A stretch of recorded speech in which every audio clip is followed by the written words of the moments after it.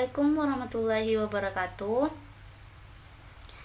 Berdirinya saya di sini untuk berpresentasi, bukan untuk berekspektasi, karena ekspektasi yang terlalu tinggi itu akan membuat sakit hati. Perkenalkan, nama saya Mita Syafitri, bisa dipanggil Mita, dengan NPM 723213667, Fakultas Ekonomi dan Bisnis, Prodi Manajemen Angkatan 2023C. Materi yang pertama, saya akan membahas tentang konsep perilaku organisasi. Jadi, perilaku organisasi telah didefinisikan oleh para pakar secara berbeda berdasarkan lingkup pengetahuan atau pengalaman masing-masing. Perbedaan definisi ini pada dasarnya dapat digunakan untuk saling melengkapi dalam memahami perilaku organisasi tersebut. Kalau menurut Luthan 2011, perilaku organisasi dapat didefinisikan sebagai pemahaman, prediksi, dan pengelolaan perilaku manusia dalam organisasi.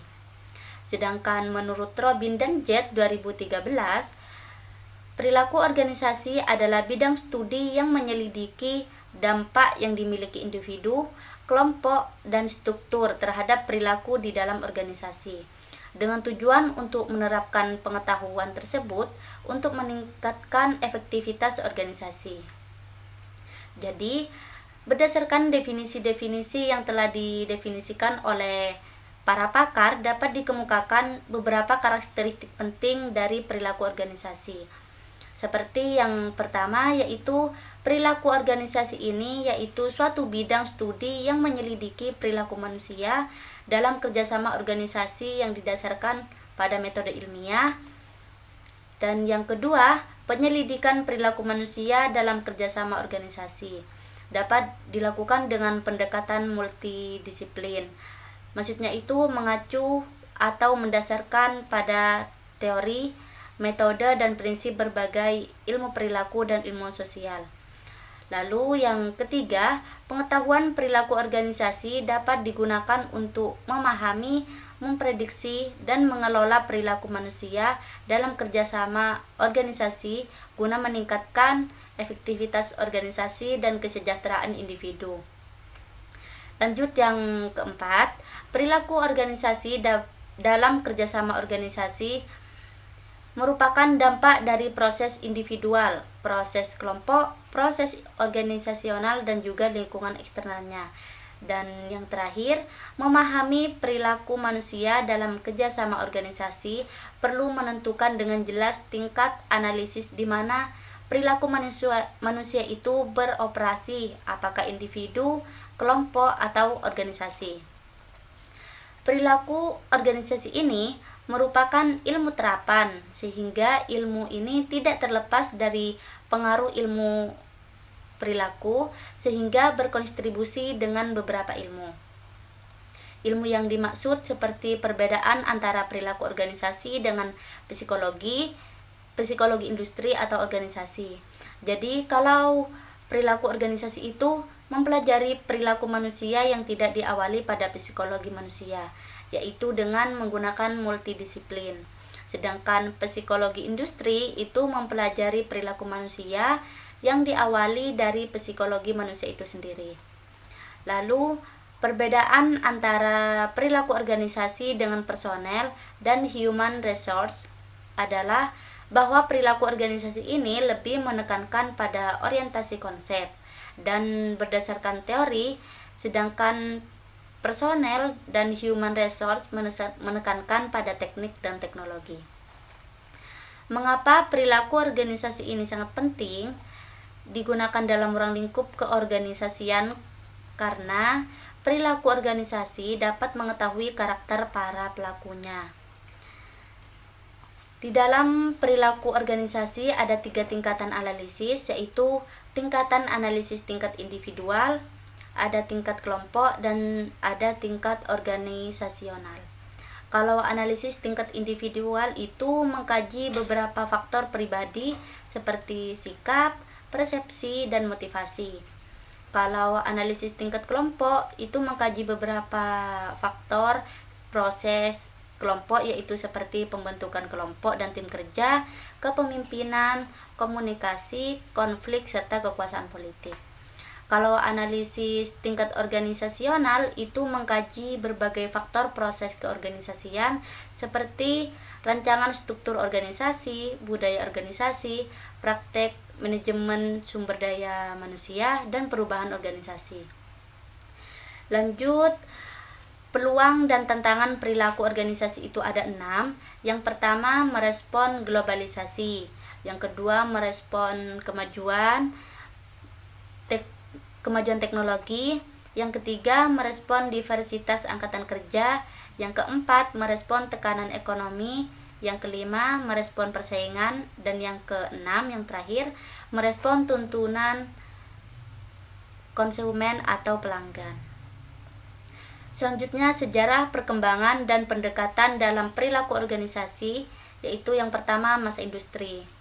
Pada periode ini sering disebut revolusi industri karena pada masa ini tidak lepas dari faktor lingkungan yang meliputi aspek teknologi, sistem politik, sistem sosial, budaya, dan demografi.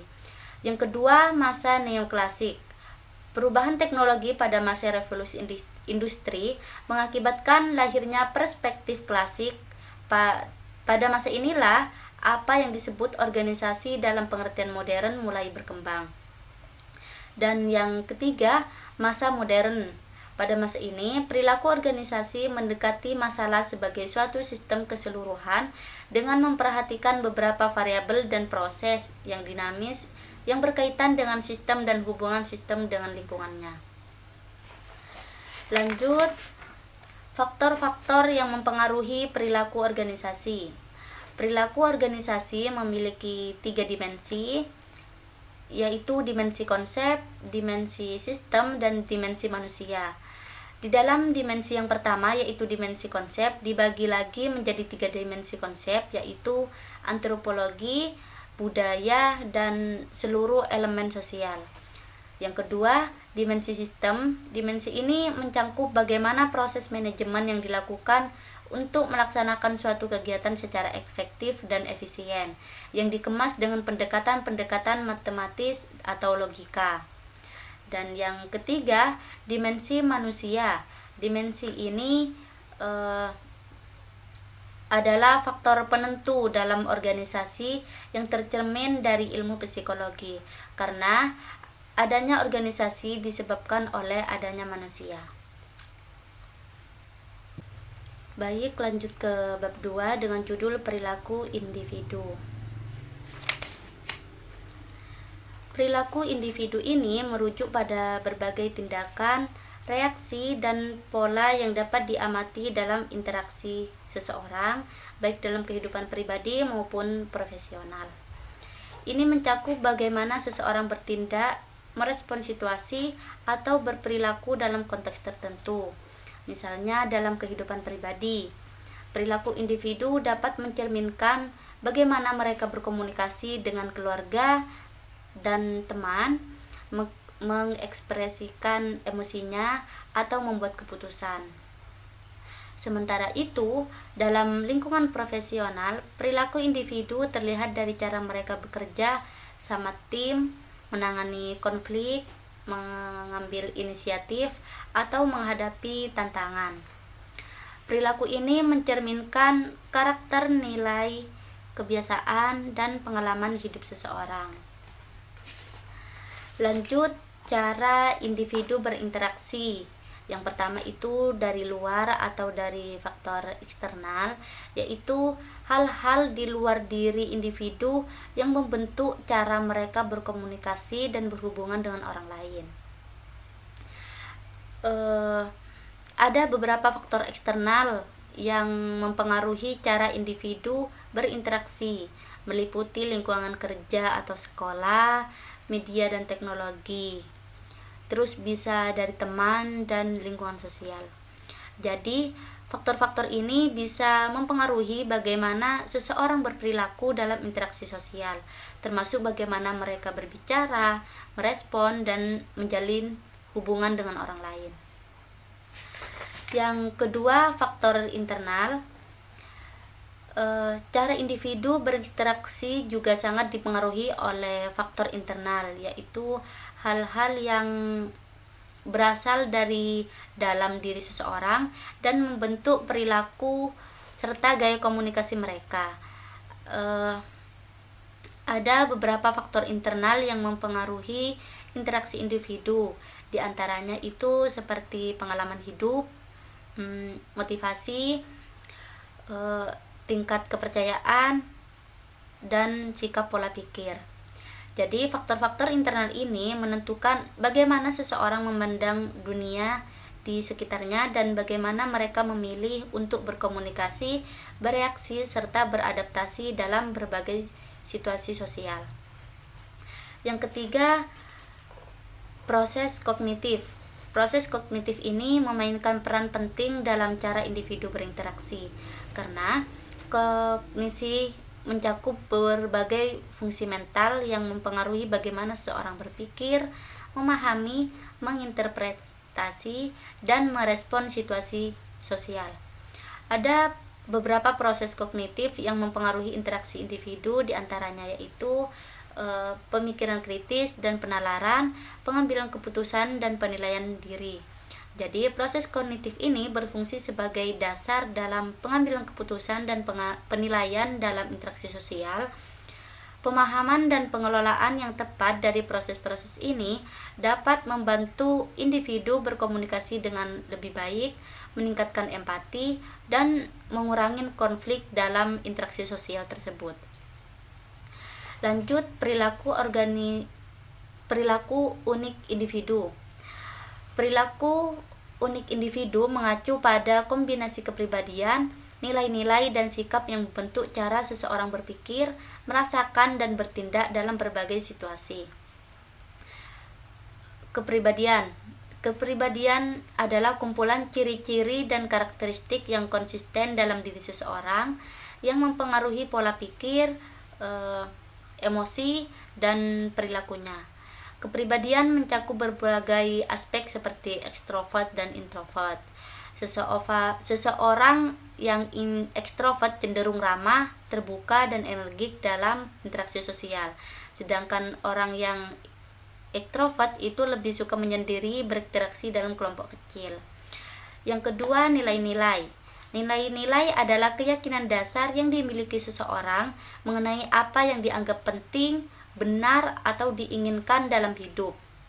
Nilai-nilai ini berfungsi sebagai pedoman yang mempengaruhi pilihan dan keputusan yang diambil individu.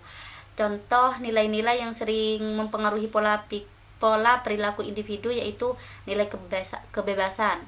Nilai kebebasan ini terlihat pada individu yang menghargai kebebasan dalam berekspresi atau berpikir dan cenderung memiliki sikap yang terbuka terhadap perbedaan.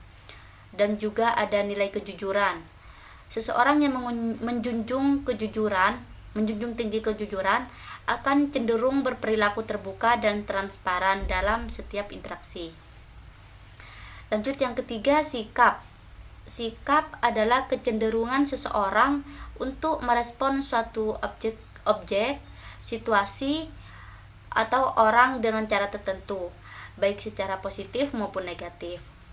Sikap merupakan refleksi dari gabungan antara pemikiran, perasaan, dan kecenderungan bertindak. Contohnya itu sikap yang mempengaruhi perilaku individu meliputi sikap optimis. Individu dengan sikap optimis cenderung melihat sisi baik dalam setiap situasi dan lebih percaya diri dalam menghadapi tantangan. Lanjut ke bab 3 dengan judul kepribadian. Kepribadian adalah kumpulan karakteristik, pola pikir, perasaan, dan perilaku yang relatif stabil dan konsisten dalam diri seseorang. Karakteristik ini mencakup cara seseorang berpikir, merasakan, dan bertindak di berbagai situasi, serta bagaimana mereka berinteraksi dengan dunia di sekitarnya. Kepribadian mencakup ciri-ciri seperti sifat ramah, percaya diri, pemalu, terus emosional, dan yang lain-lain. berkembang dari faktor bawaan atau genetik dan lingkungan seperti pengalaman hidup, pendidikan, dan budaya. Secara umum, kepribadian mencerminkan siapa kita dalam hal reaksi, sikap, dan perilaku kita di berbagai aspek kehidupan. Misalnya, apakah seseorang lebih ekstrovert atau introvert, lebih optimis atau pesimis, atau lebih berhati-hati atau impulsif. Kepribadian ini dianggap relatif stabil sepanjang hidup, meskipun dapat berubah atau berkembang seiring waktu karena pengaruh pengalaman dan lingkungan. Lanjut, faktor-faktor pembentuk kepribadian. Yang pertama itu faktor genetik. Faktor genetik ini faktor utama yang mempengaruhi kepribadian seseorang. Setiap individu mewarisi kombinasi gen dari kedua orang tua yang mempengaruhi karakteristik dasar seperti kepribadian ini. Yang kedua, faktor lingkungan. Faktor lingkungan memainkan peran yang sangat penting dalam membentuk kepribadian seseorang. Lingkungan mencangkup berbagai aspek seperti keluarga, teman, budaya, pendidikan, pengalaman hidup, yang semuanya dapat mempengaruhi pola pikir, perilaku, dan emosi individu. Dan yang ketiga, relevansi. Faktor-faktor membentuk kepribadian melalui relevansi mengacu pada bagaimana pengalaman, interaksi, dan konteks sosial mempengaruhi pengembangan karakteristik dan sifat-sifat kepribadian seseorang. Relevansi dalam konteks ini dapat dilihat dari hubungan antara individu dengan lingkungan sosialnya dan bagaimana hal tersebut membentuk cara berpikir, berperasaan, dan bertindak. Terus ada skala kecenderungan MBTI. MBTI menjelaskan psikologis seseorang dalam 4 psikologis utama yang didefinisikan dari teori Carl Gustav Jung 2015. Yang pertama yaitu extraversion, introversion. Kalau tipe ini erat kaitannya dengan pilihan dunia yang disukai oleh seseorang. Apakah seseorang lebih suka atas dunianya sendiri atau lebih terbuka dengan kehidupan yang lain. Yang kedua, sensing dan intuition. Tipe ini erat kaitannya dengan pemrosesan informasi yang didapat, apakah seseorang lebih memilih untuk fokus pada informasi dasar yang didapat atau menginterpretasikan dan memberikan makna terlebih dahulu pada informasi yang didapat. Dan yang ketiga, thinking feeling. Tipe ini erat kaitannya dengan keputusan yang diambil, apakah seseorang lebih memilih untuk berpikiran logis atau memilih untuk melihat kondisi sekitar terlebih dahulu. Dan yang keempat, judgment perception. Tipe ini erat kaitannya dengan fleksibilitas pola hidup. Pada saat seseorang menghadapi dunia luar, apakah seseorang lebih memilih untuk memutuskan sesuatu yang bersifat terbuka atas informasi baru yang ada dan pilihan-pilihan yang ada. Baik, kita lanjut ke bab 4 tentang persepsi dan pembuatan keputusan individual. Jadi, persepsi ini adalah suatu proses di mana individu melakukan pengorganisasian terhadap stimulus yang diterima dan menginterpretasikan sehingga seseorang dapat menyadari dan mengerti apa yang diterima, dan hal ini juga dapat dipengaruhi oleh pengalaman-pengalaman pada individu yang bersangkutan.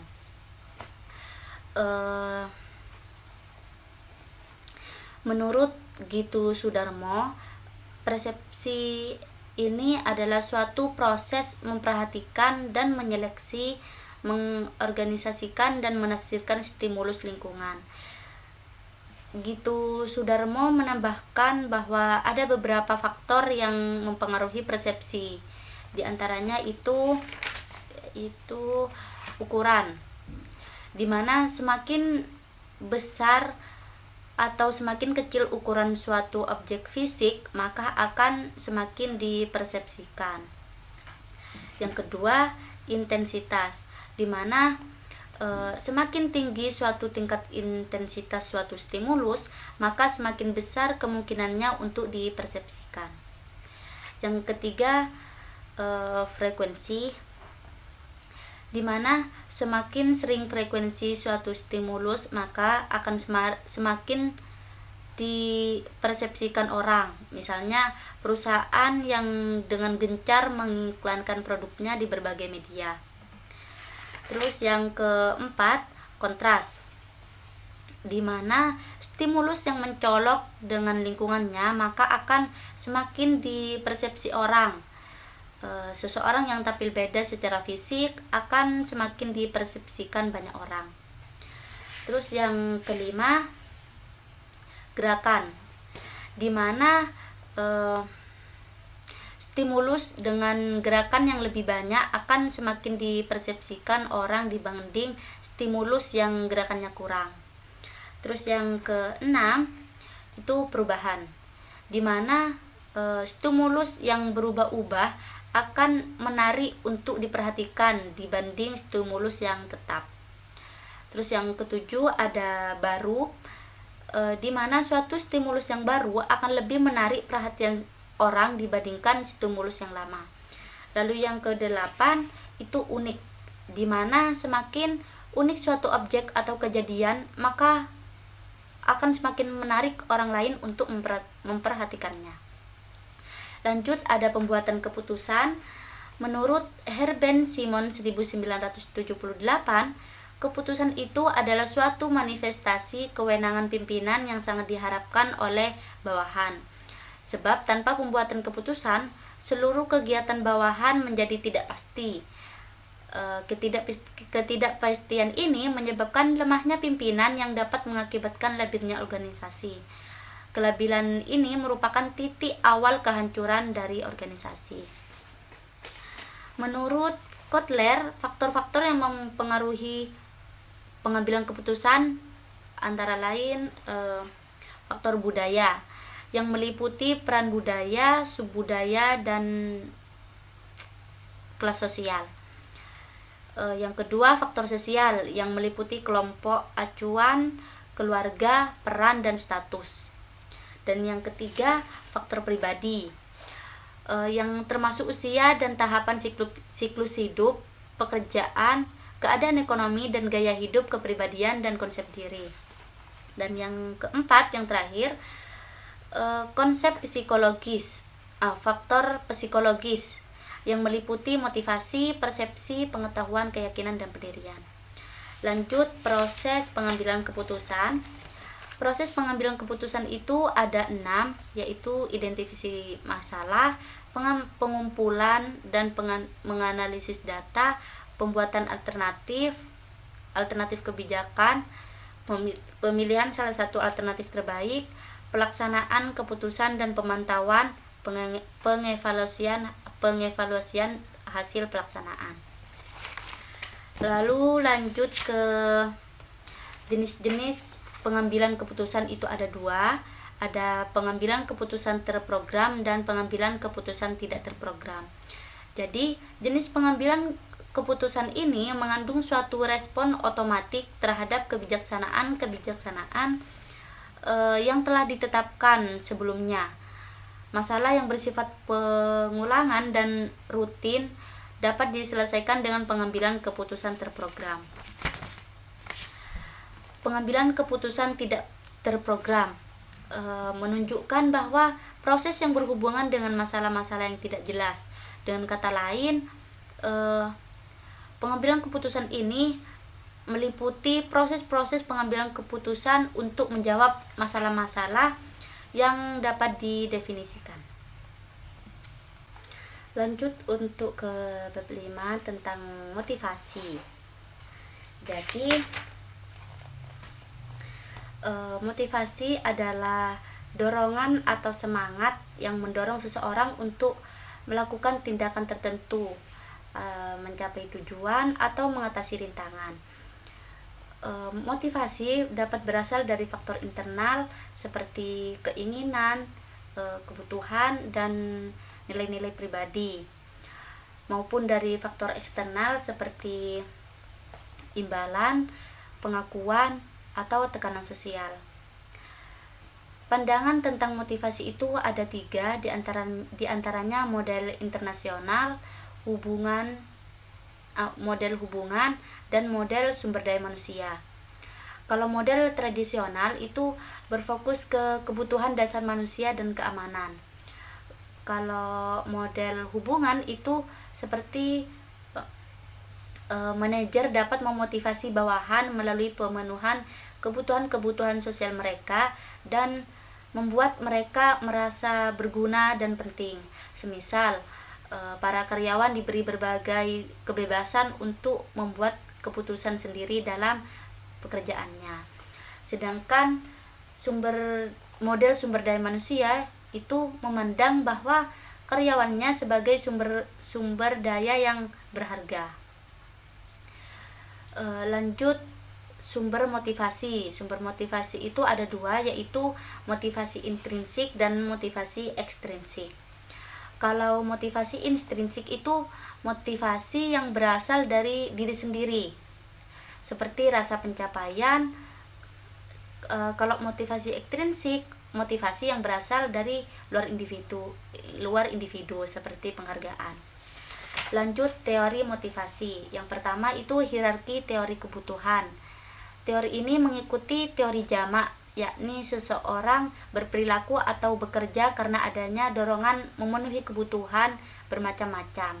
Ada 5 tingkat kebutuhan, yaitu kebutuhan fisiologis seperti makan dan minum, baju, terus kebutuhan keamanan, kebutuhan sosial seperti tidak bisa hidup sendiri, butuh tetangga lah ya. Ada kebutuhan pengakuan, maksudnya diakui masyarakat, dan ada kebutuhan aktualisasi diri seperti butuh support dari keluarga atau dari teman-teman. Yang kedua ada teori kebutuhan berprestasi. Yang ketiga ada teori Clayton Aldefer. Yang keempat teori Herbes. Menurut teori ini, maksudnya faktor motivasional ini hal yang mendorong seseorang untuk berprestasi yang sifatnya intrinsik, yang berarti bersumber dari dalam diri seseorang. Sedangkan yang dimaksud faktor Gini adalah pemeliharaan, adalah faktor-faktor yang sifatnya ekstrinsik, yang berarti bersumber dari luar diri. Yang kelima, teori keadilan. Yang keenam, teori penetapan tujuan. Yang ketujuh, teori harapan. Dan yang kedelapan, teori penguatan dan modifikasi pelaku. Dan yang terakhir, teori ikatan imbalan dengan prestasi.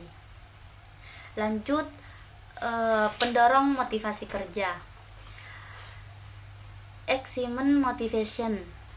Motivasi berprestasi adalah suatu dorongan yang dimiliki banyak orang untuk mengejar dan mencapai tujuan menantang. Terus yang kedua itu affiliation motivation. Motivasi untuk berafiliasi merupakan suatu dorongan untuk berhubungan dengan orang atas dasar sosial, bekerja dengan orang yang cocok dan berpengalaman dengan perasaan sebagai komunitas. Terus yang ketiga ada power motivation. Motivasi akan kekuasaan merupakan suatu dorongan untuk mempengaruhi orang, melakukan pengawasan dan merubah situasi. Lanjut ke bab 6 yang terakhir, tentang emosi dan suasana hati. Menurut Chaplin 1989, emosi adalah sebagai suatu keadaan yang terangsang dari organisme, mencakup perubahan-perubahan yang disadari, yang mendalam sifatnya dalam perubahan perilaku. Bentuk-bentuk emosi itu ada 7, yaitu yang pertama amarah, seperti brutal dan mengamuk. Yang kedua ada kesedihan, seperti kesepian. Dan yang ketiga ada rasa takut, seperti cemas dan gugup. Yang keempat, cinta seperti persahabatan dan kasih sayang. Dan yang kelima, terkejut seperti takjub dan terpana. Dan yang keenam itu jengkel seperti jijik dan benci. Dan yang ketujuh, yang terakhir itu malu seperti menyesal dan hati hancur lebur. Lanjut, regulasi emosi. Regulasi emosi adalah kemampuan untuk tetap tenang di bawah tekanan, meliputi semua kesadaran dan ketidaksadaran strategi yang digunakan untuk menaikkan, memelihara, mengontrol, dan menurunkan emosi sehingga berpengaruh pada perasaan, perilaku, dan respon fisiologis. Strategi regulasi emosi ini ada 9, yaitu yang pertama ada self-blame. Self-blame ini lebih ke menyalahkan diri sendiri. Yang kedua ada blaming. Ada blaming others. Ini lebih menyalahkan orang lain atas kejadian yang menimpa dirinya. Jadi selalu menyalahkan orang lain kalau ada masalah begitu. Dan yang ketiga ada acceptance. Ini mengacu pada pola pikir menerima dan pasrah atas kejadian yang menimpa dirinya. Jadi kalau ada masalah itu pasrah, biar ke Allah gitu. Yang keempat ada refocus on planning. Ini mengacu pemikiran terhadap langkah apa yang harus diambil dalam menghadapi peristiwa negatif yang dialami. Jadi berpikir dulu, harus bagaimana ya kalau ada emosi, kalau ada masalah, terus mau ambil jalan kayak gimana gitu. Terus yang kelima ada positif refocusing. Ini lebih ke gak mau memikirkan sesuatu yang terjadi. Jadi kalau udah masalah selesai, udah selesai gitu. Jadi yang keenam itu ada rumination or focus and talk. Ini lebih ke memikirkan terus-menerus masalah yang terjadi. Jadi kalau ada masalah ini dipikirkan terus begitu. Yang ketujuh itu ada positif reappraisal, adalah kecenderungan individu untuk mengambil makna positif dari situasi yang sedang terjadi.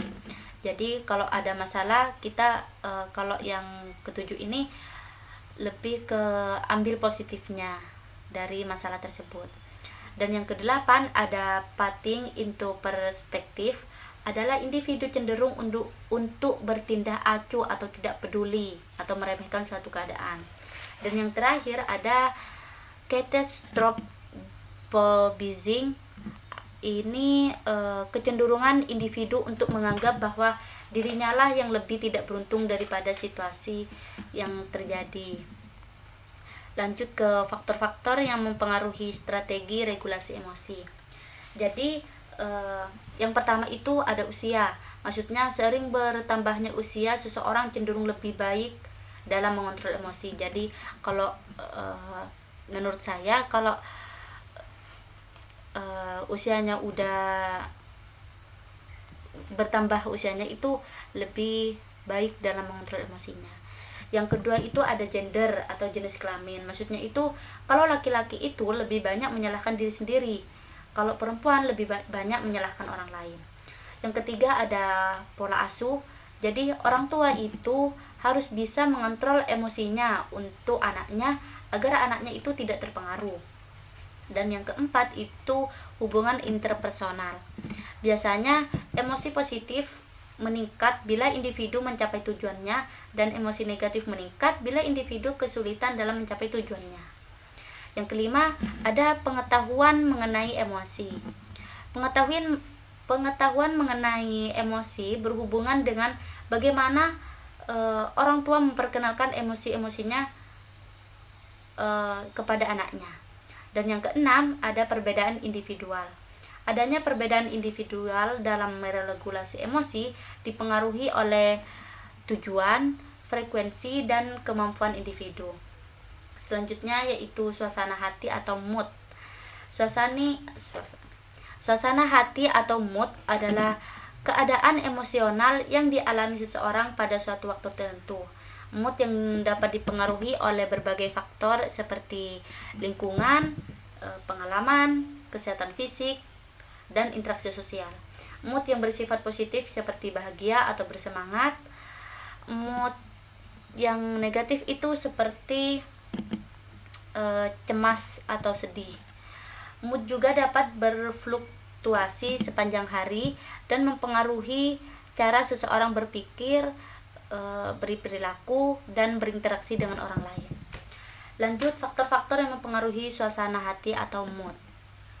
Jadi yang pertama itu ada situation atau situasi, menunjuk pada tempat, kondisi seseorang, serta hal yang mengelilingi seseorang pada keadaan tertentu dan waktu tertentu yang dapat menimbulkan suasana hati tersebut. Contohnya seperti orang menghafal Al-Quran, jika menghafalnya di tempat bising atau ramai, maka itu akan susah untuk dihafal. Yang kedua ada kognitif komponen, contohnya itu kalau ada pengumuman mengenai perubahan jadwal untuk menyetorkan hafalan kepada musyrif akan berdampak pada mood seseorang, dan setiap individu itu mengalami kondisi suasana hati yang berbeda mengenai tanggapan dari pengumuman tersebut. Yang ketiga itu ada organ experience. Contohnya itu kalau kita menyetorkan hafalan atau mau ujian, itu biasanya kita tegang dan itu sangat berpengaruh pada suasana hati kita. Biasanya kalau kita tegang atau gugup itu jadi lupa, jadi blank begitu.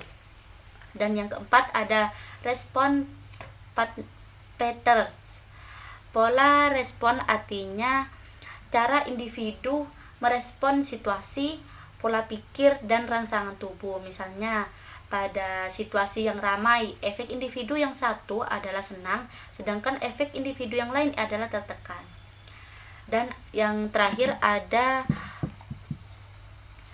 konsekuensi. Konsekuensi ini terhadap cara merespon mempengaruhi efek individu. Misalnya individu yang kurang memberikan penguatan positif cenderung menimbulkan efek negatif mood yang tidak bagus begitu. Baik, hanya itu yang dapat saya sampaikan dalam presentasi hari ini. Mohon maaf jika ada salah kata dan masih banyak kekurangan, mohon maaf.